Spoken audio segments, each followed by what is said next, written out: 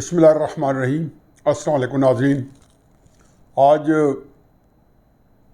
मौज़ूआत तो बहुत हैं और हैं भी अनवा इक़साम के, और एक कई दिन होते हैं जिसमें कहते हैं कि थड़थली मची रहती है। आज पाकिस्तान में थड़थली मची हुई है, कल भी यही हाल था। बहरहाल तो कुछ मौज़ूआत जो हैं वो कल से ही मुंसलिक हैं। पहला तो यह है कि सुप्रीम कोर्ट कराची रजिस्ट्री ने एक सही मानों में बहुत ही ज़बरदस्त फैसले किए हैं। नाजायज़ तजावज़ात के लिए ज़ीरो टॉलरेंस पॉलिसी शो की है, और इसके ऊपर उन्होंने एक हफ़्ते के अंदर बड़े बड़े बुर्ज उल्टाने का हुक्म दिया है, और इंशाअल्लाह उलट भी जाएंगे। उसमें सिंध गवर्नमेंट या बाकी लोग जो हैं वो क्या उनके पास कोई चॉइस नहीं है इसके अलावा कि वो अब इसको हटाएं। इस सारी सूरत हाल में मैं गोश्त गुजार सुप्रीम कोर्ट के करता जाऊं कि मेरा ख़्याल है कि गुलजार साहब के चंद महीने रह गए हैं और वाक़अतन वो कराची को एक मिसाली शहर बना के जा सकते हैं, और बिल्कुल सही कह रहे हैं। और ज़्यादा टाइम वहाँ लगाएं, अल्लाह करे कि कराची की शक्ल सूरत जो है वो निकल आए जो आज से 25-30 साल पहले का कराची था। इससे पहले इफ्तिखार चौधरी साहब जो सुप्रीम कोर्ट के चीफ जस्टिस थे, आर्मी वेलफेयर ट्रस्ट की को जो प्रॉपर्टी तस्करी इदारों ने एक दूसरे में बांट दी थी, जो कराची क्रिकेट स्टेडियम और कराची सिटी की मिल्कियत थी, उसको गिराने का हुक्म दिया था, तो चीफ जस्टिस सुप्रीम कोर्ट को और पूरे चीफ जस्टिस को मुंह की खानी पड़ेगी।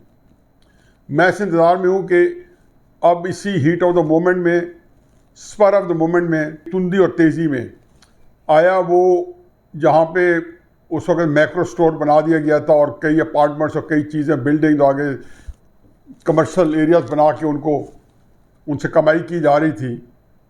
सुप्रीम कोर्ट उनको भी गिराने का हुक्म देता है या नहीं, क्योंकि ऑलरेडी ये हुक्म मौजूद था। मुझे नहीं पता कि उस हुक्म के ऊपर सुप्रीम कोर्ट ने कभी उसको टेकअप भी किया या नहीं। ज़रूर वो केस सख्त खाने पड़ा होगा। यहाँ पे 1 महीने का नोटिस दिया गया था इन सारी तजावज़ात को गिराने का। दूसरा ये है कि शहबाज शरीफ साहब को FIA ने नोटिस दिया है। नोटिस तो शायद कल आया था, लेकिन मज़ाक खेज़ बात यह है कि शुगर के ऊपर इंक्वायरी में शहबाज शरीफ साहब जो ना किसी मिल का डायरेक्टर है, ना किसी मिल की मैनेजमेंट में है, किसी चीज़ में नहीं है, लेकिन उनको नोटिस दे दिया है कि 2001 से लेके 2021 तक जो ट्रांजैक्शन हुई है, जो मनी लॉन्ड्रिंग हुई है, जो कुछ हुआ है, उस सिलसिले में FIA आपको तलब कर दिया है, ना तब गिरफ्तार कर लिया जाएगा। 2 चीज़ें इंपॉर्टेंट, एक तो बजट सेशन हो रहा है। FIA की जुर्रत देखें कि लीडर ऑफ द अपोजिशन को बजट सेशन के अंदर तलब कर रही है और गिरफ्तार करने का अंदिया दे रही है। लेकिन इससे भी हट के सर, मैं मुख्तसर 3 लफ्ज़ों में जो बार बार आप सुन चुके हैं, मैं पूरा बता दूँ स्कैंडल है क्या। इमरान खान साहब जैसे इक़्तिदार में आए तो चीनी की कीमतें जो हैं कंट्रोल से बाहर होती गई। असल बुरान है 2019 में, जब चीनी की कीमत जो है वो 54 रुपीज़ या 54 रुपये से वो 70-72 रुपये पहुँच गई। हुकूमत एक्शन में आ गई, हर तरफ शोर होगा पड़ गया। एक इंक्वायरी कमेटी GIT बना दी गई। वाजिद ज़ियाद साहब और मशहूर ज़माने वाजिद ज़ियाद साहब, जिन्होंने नवाज शरीफ साहब को नाअहल कराने के लिए ये ज़िम्मेदारी अपने मजबूत कंधों पे ले ली थी, और उन्होंने फिर वो काम कर दिखाया था जो पाकिस्तान की तारीख में एक 18, 19, 20 ग्रेड का अफसर जो है वो वज़ीर आज़म के ऊपर भारी नज़र आया था। कि उससे पीछे जो थे मुसल्लह 7-8 लाख भारी नौजवान भी खड़े थे और एक माइटी सुप्रीम कोर्ट भी खड़ी थी। चुनाचे उस ताकत को इस्तेमाल करते हुए ये वो वाजिद ज़ियाद साहब है। तभी से पता चल गया था कि ये एस्टेब्लिशमेंट के ब्लू आइड हैं। और चुनाचे जब इंक्वायरी हुई तो इंक्वायरी जो पहली इंक्वायरी कमेटी की रिपोर्ट आई तो उसमें उन्होंने बिल्कुल पॉइंट आउट कर दिया था। ये मेरे ख्याल जनवरी 2020 के अंदर आई या फरवरी में आई, जिसमें उन्होंने पॉइंट आउट किया कि जी चीनी महंगी हुई 2 वजह से। एक तो नाअहली करते हुए चीनी को एक्सपोर्ट कर दिया गया, और उसके बाद उसके ऊपर सब्सिडी दी गई जो कि शुगर वालों ने मांगी नहीं थी।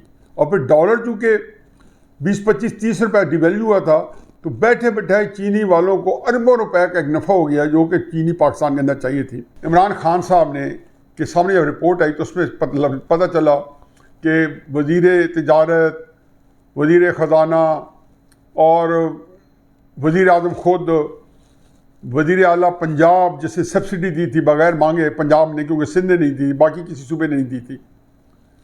इमरान खान साहब ने जब देखा कि जी सारा इल्ज़ाम इन चारों पे आया हुआ है या 5-6 वफाकी वज़ीरों पे आए हुए बमा वज़ीर आज़म के और वज़ीर आला के, उन्होंने उस रिपोर्ट को फेंक दिया गुस्से में कैबिनेट के अंदर ही। उन्होंने कहा कि ये क्या फजूल लाख किस्म की रिपोर्ट है। चुनाचे उन्होंने दोबारा उनको कहा इंक्वायरी करें। उन्हें इंक्वायरी करके उन्हें उसको सोचा कि अब कल्प्रिट तो ढूंढ नहीं है, तो चुनाचे उन्होंने सारा मुद्दा डाल दिया जिन्होंने इससे फ़ायदा उठाया था, जिन शुगर मिलों ने। ये 10 या 12 शुगर मिल्स थी जिन्होंने फ़ायदा उठाया था, जिनमें जहांगीर तरीन साहब की शुगर मिल थी, जिसमें खुसरो मुख्तार की और उनके जवान बख्त भाई और इन सारों की शुगर मिल्स थी। जब ये सामने आया तो ज़ाहिर है कि जहांगीर तरीन साहब के साथ जो पहले से अंदरून खाना थोड़ी बहुत टेंशन चल रही थी, ये नहीं चल रही थी, या हो सकता है कि कुछ भाई लोगों ने देखा कि चलो इधर से नहीं कोई हत्या आता तो इमरान खान से साहब के ज़रिए जहांगीर तरीन को आड़े हाथों लिया जाए या इन लोगों को निकाला जाए। चुनाचे पूरी रियासत पाकिस्तान शुगर मिल मालकान के पीछे लग गई और ये था चीनी का स्कैंडल। नोटिस लिया तो चीनी 70 से लेके 110 और 120 तक पहुंच गई, किसी दूर में कंट्रोल में नहीं होती थी। आज के दिन तक भी चीनी 100-105 रुपए मिल रही है। तो जिस वजह से नोटिस लिए गए थे और जो वजह बनी थी उसमें जहांगीर तरीन के बारे में FIA ने जब उसकी कोर्ट पे चार्ज हुई या फिर दरमियान के अंदर आपस के अंदर भी जो अंदरूनी झगड़े थे, उसमें जब उन्होंने जिसको कहना चाहिए वाजिद ज़िया शायद शहजाद अकबर के ज़्यादा करीब हो या ना हो या उनकी मर्ज़ी के ख़िलाफ़ काम करना चाहते हो, इसका नतीजा वाजिद ज़िया साहब की छुट्टी पे हुआ और सनाउल्लाह अब्बासी साहब जो हैं, जो KP में आजमूदा किस्म के उनके एक लॉयल किस्म के अफसर थे, उनको FIA सुपुर्द करके अगले दिन जहांगीर तरीन साहब को अदालत में FIA ने कहा कि हमारा तो केस ही नहीं है। यानी कि जो पिछले 8-9 महीने से जमानतें करवा के और अपने आप को बचाए फिर रहे थे और इतना बड़ा हंगामा था, उनके इतना बड़ा ग्रुप बना, तो केस ही नहीं है। उन्होंने केस वापस ले लिए और जहांगीर तरीन साहब ने ज़मानत की अपनी दरख्वास्त वापस ले ली और सारा खैर साल सब मामला ठप हुआ। अब इसमें सोचा गया कि अब क्या किया जाए, तो उन्होंने सोचा कि क्यों ना ये सारा मुद्दा शहबाज शरीफ पे डाल दिया जाए। अच्छा, एक तरफ ये था, दूसरी तरफ शहबाज शरीफ साहब ने हत्या इज़्ज़त का केस किया, तो उसकी भी तारीख लगी हुई थी, जो कि मेरे ख्याल इस केस को हो गए कोई 4-5 साल हो गए। आज भी इमरान खान के वकील ने वक्त मांगा है।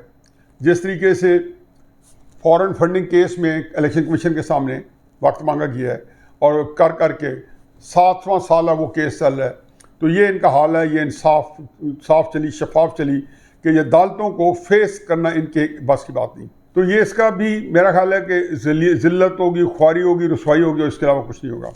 और असल हमारा आज का मौजूद जो है वो जो कि नेशनल असम्बली के अंदर एक सर्कस, मछली बाज़ार कह लें, लेकिन उसमें ये एक हफ्ते से जैसे बजट का सेशन आया, ये वाहिद हुकूमत है जो पार्लियामेंट में जिन्हें हाउस चलाना है वो हाउस की अपोजिशन कर रही है, वो हाउस को डिस्टर्ब करती है, ये वाहिद है। लेकिन इसका पूरा एक सिलसिला नियाबत है। इमरान खान साहब जो हैं, ये एक बहुत ही उन्होंने जिसको कहना चाहिए कि वैसे तो हर जमात में हर तरह के लोग होते हैं, कई बदतमीज़ होते हैं, कई बुरे होते हैं, कई अच्छे होते हैं, फिर मिल मिला के असम्बली में उन्होंने देखा कि एक लड़का बंदा जब एक पार्टी का लड़ता है तो उस पार्टी का जो सुलझू आदमी होता है वो जाके सुलह कराता है। पहली तो बात यह कि वाहिद पार्टी है जो बाजमात है, हर गंदे बुराई के काम के ऊपर ये यकसू है, ये बाजमात करते हैं। जितने वो बादशी के काम हैं ये बाजमात करते हैं, जितने झूठ बोलते हैं बाजमात बोलते हैं, असम्बली के अंदर जो कार्रवाई करते हैं, गालम गलोच करते हैं, जो भी करते हैं बाजमात करते हैं। यानी कि इसके अंदर आपको कोई तशरीफुल नफ्स एक बाकायदे का आदमी ढूंढना मुमकिन नहीं है। ये हाल है। अब इस सारी सूरत हाल में जब असम्बली के अंदर परसों भी और कल भी शहबाज शरीफ साहब जो कायदे हिज़्ब इख्तिलाफ हैं या लीडर ऑफ द अपोजिशन हैं, जब वो खड़े हुए उनको तकरीर नहीं करने दी गई। इससे पहले डिप्टी स्पीकर ने 3-4 दिन पहले 17-18 बिल्स जो हैं वो बिल्कुल बुलडोज करके असम्बली में मनवाने की कोशिश की, अपोजिशन ने एहतजाज किया, तो हाउस जो है वो बहुत ही हंगाम का शिकार हुआ। तो अपोजिशन उनके खिलाफ वोट ऑफ नो कॉन्फिडेंस ले आई और जुम्मे को उसके ऊपर वोटिंग होनी है। अब जब कल स्पीकर ने हुए तो आपने देख सकते हैं कि शहबाज शरीफ की तकरीर के दौरान ये किताबें दी हुई थी, जो बजट की हर एक किताब बुक्स पढ़ी थी, तो किसी ने किताब उछाली, उसके जवाब में नारे लगे। अच्छा, इनके जो कुछ सामने आया है असम्बली के अंदर, कार्रवाई जो अंदर थे वो बता सकते हैं कि मुस्लिम लीग नून के अली गौहर ने और चंद औरों ने नारे लगाए जो कि असम्बली में पहले भी लगते आ रहे हैं, और नारों का जवाब कोई गालम गलोच से नहीं होता, जिसको फवाद चौधरी साहब ने जस्टिफाई कर रहे हैं कि चूंकि नारे लगाए तो इसलिए हमारा भी हक बनता है गालम गलोच का। वहाँ पे जो कुछ हुआ फिर आप देख सकते हैं कि एक हंगामा था, और फिर अली नवाज अवान जो है, जो मुझे बड़ी तकलीफ़ हुई कि मैं तो उनको बड़ा शरीफ इंसान है, या कम अज़ कम कुछ उनमें तहजीब है, तमद्दन है, जो गंदी गालियाँ दी हैं, मैं तो ज़िंदगी में आज तक मेरे तो मुँह से इस उम्र तक गाल नहीं निकली। मैं सारे दोस्त जानते हैं, तो मैं हैरान हूँ कि वो गालियाँ औरतों के सामने, अपनी औरतों के सामने जिस साइड पे खड़े थे, और खलीज ज़बान इस्तेमाल कर रहे थे, किसी का तकद्दुस नहीं रख रहे थे। फिर उसके बाद क्या हुआ, दूसरे से क्या जवाब आया, लेकिन इस तरफ से जितने लोग थे, शफकत महमूद भी, फवाद चौधरी भी, मुराद सईद जो ब्लू आइडल लाडला इमरान खान साहब का, वो डेस्क पे चढ़ के और किताबें मार रहा था। दर्जनों उड़ती हुई किताबें अपोजिशन में पढ़ रही थी, और दर्जनों अपोजिशन की तरफ से गवर्नमेंट पढ़ रही थी। वो पकड़ के उनको मारे थे, वो पकड़ के उनके मारे थे। अब ज़ाहिर है एक उड़ती हुई किताब जो है वो मलाइका बुखारी को भी लगी, जो कि अगेन मेरा ख्याल है कि तरीके साहब की औरतों में शायद बाकियों से बेहतर ही हों, ढंग की हों। मलाइका बुखारी आज अपनी आंख को लेके और ऐसे समझ रहे थे कि लंदन में साजिश हुई है कि मलाइका बुखारी को मारा जाए। ये नहीं देख रहे कि दर्जनों जो आ रहे थे, किताबें आई थी, किसी को सर पे लग रही थी, किसी के हाथों पे रुक रही थी, किसी के मुंह पे लग रही थी। ये खुद कोई किताब उठा के मारने के चक्कर में थी कि पीछे जाके इनके आंख पे लग गई। तो ये उस प्रेस कॉन्फ्रेंस ऐसे कर रहे हैं, और साथ किसी को बैठे हुए जरताज गोल, कौन, कातलाना मुस्कुराहट, जिनको इमरान खान साहब की किलर स्माइल ने घायल किए हुए, ये खुद उनके अपने अल्फाज हैं। और फिर और कोविड-19 से लेके और बारिशों से लेके उनके कई शगुफ़े हैं जो मशहूर हैं, उनकी तालीम ये है। और अपने आप को बड़ा महजब शो कर रही थी, हमें मम्मी या डैडी समझते हैं, यानी कि उसमें भी वो अपने आप को थोड़ा सा पैम्पर कर रही थी कि जी हम कोई क्लास फ़र्क है। इनसे पूछो कि ये आंख तक पहुँचे कैसे। भाई आपको ठीक है, उनको भी 2-4 लगे होंगे, आपको भी लगे होंगे, क्योंकि अंधाधुंध जो थे, दर्जनों मिसाइल किताबों वाले आपकी तरफ आ रहे थे, दर्जनों मिसाइल उनकी तरफ जा रहे थे। अभी तो अपोजिशन में देखा नहीं है। ये ज़रूर है कि झगड़े के अंदर खींचातानी ज़रूर हुई है, अपोजिशन वाले भी कर रहे थे, लेकिन हो सकता उन्होंने भी गालियाँ दी हों। लेकिन सबसे अहम था कि इंसाफ का जो तराजू है वो हरकत में आ गया, और इमरान खान साहब और असद कैसर साहब ने आज मीटिंग की, और वो ज़ाहिर बताने गए हुए भाई हजूर गंद जो है वो तो सारा अपने यहाँ है, बाजमात काम हो रहा है। और इमरान खान साहब को मैं पूरा जानता हूँ, ये पुराना 10-11 साल से जब से ये टेक्सटिंग शुरू हुई है, तो उस वक्त जब मेरे नोटिस में आया था तो मैं कई दफ़ा रिकॉर्ड करा चुका हूँ, कई दफ़ा ये बता चुका हूँ कि इमरान खान साहब इसके, जिसको कहना चाहिए कि लहक के इसको इंजॉय करते थे। और अभी भी इनके बारे में है कि जो बंदा जितनी बदतमीज़ी करता है, इमरान खान साहब उसको उतनी बड़ी थपकी देते हैं। अब शहबाज शरीफ, एक तो आपने देखा है कि वो क्या खटकता हूँ दिल यकज़ा में कांटे की तरह, ये एक तो उनके किसी न किसी तरीके से कोई कमज़ोरी है इमरान खान साहब की, शहबाज शरीफ साहब कि इतना उनके लिए कि FIA के केसेस और उनको गिरफ्तार करवाना और जेल में डलवाना, और उसके बाद असेंबली के अंदर उनको बात ना करने देना, या बाकी जो कुछ है। हालांकि निज़ाम अपने लिए दरहम बरहम हुआ, जो बदनामी हुकूमत इनकी है, अपोजिशन की नहीं है। जितना कुछ कर लें, ये इसको ऑर्डर में रखना उनका काम है, और उसको ऑर्डर ख़राब करना उनका काम है अपोजिशन का। हमेशा वो इस तरह करते हैं, इंडिया में भी करते हैं, हर जगह करते हैं। तो चुनाचे इमरान खान और असद कैसर साहब किस नतीजे पहुँचे कि जी 3 मेंबर उधर से निकाल दिए जाए, 4 मेंबर अपोजिशन के निकाल दिए जाए। मैं कहता हूँ कि कोई शर्म आनी चाहिए, आप इससे बेहतर एक्शन ही ना लेते।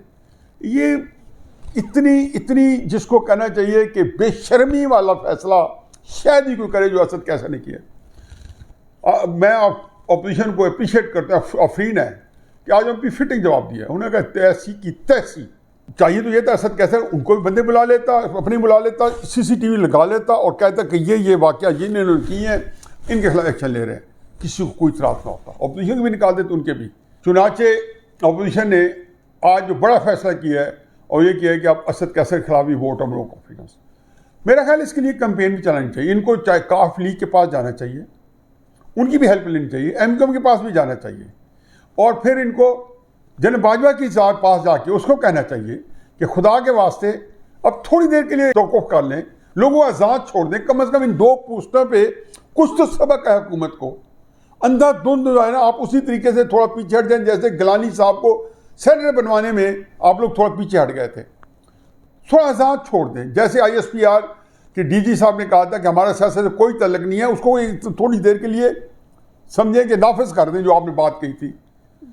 और असद कैसर साहब और कासिम सूरी साहब, अगर उनकी छुट्टी हो गई तो इंशाअल्लाह इमरान खान साहब जो है उसमें भी कुछ सलीका आ जाएगा, और हो सकता है कि पंजाब के अंदर भी जो कि एस्टेब्लिशमेंट चाह रही है अरसे से तब्दीली, शायद वहाँ पे भी कोई रास्ता निकल आए और कुछ सूरत आगे चले।